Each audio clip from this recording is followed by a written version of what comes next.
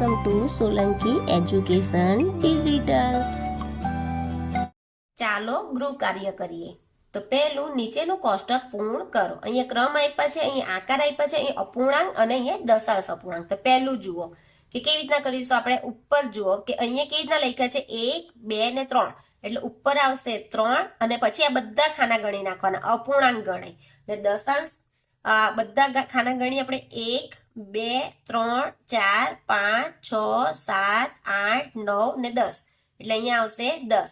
અપૂર્ણાંકમાં 3 દશાંશ, તો આપણે અહીંયા જવાબ કેવી રીતના લખીશું, પોઈન્ટ કાપીશું એટલે 10 છે એટલે અહીંયા 3.0 0.3।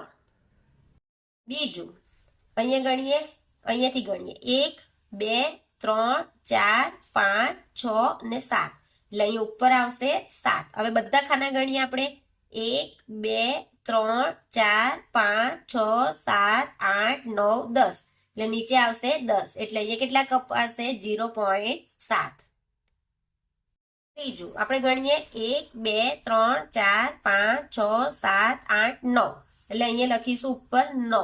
હવે આ બધા ખાના આપણે એક એક નહીં ખાનું ગણું આપણે, જો 1 2 3 4 5 6 7 8 9 10, એટલે અહીંયા 10 ઉપર ને નીચે કેટલા છે 1 2 3 4 5 6 7 8 9 10, એટલે અહીંયા પણ 10 10 100, એટલે ટોટલ ખાના કેટલા હશે આપણા 100। એટલે અહીંયા જો અહીંયા કેવી રીતના કાપીશું આપણે, 1 ને 2 છે એટલે અહીંયા 1 2 ને પછી પોઈન્ટ લખીને 0, એટલે 0.09।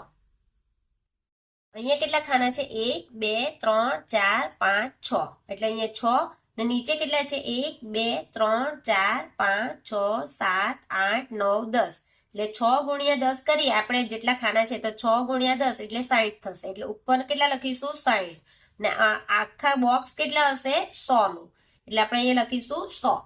એટલે અહીંયા પોઈન્ટ કાપીશું તો કેવી રીતના કાપીશું 1 ને 2 1 ને 2 એટલે 0.60.0। એ જુઓ કે 1 ને 2 આ 2 ને આખી સંખ્યા કેટલી હશે 10, એટલે 2 ગુણ્યા 10 એટલે કેટલા આવે 20, એટલે આપણે લખી દઈશું અહીંયા 20 ને છેદમાં કે આ બધી સંખ્યા આખું બોક્સ કેટલું હશે 100 નું, એટલે કેટલા આવ્યા અહીંયા આપણે કાપીશું તો કેટલા આવશે 0.20।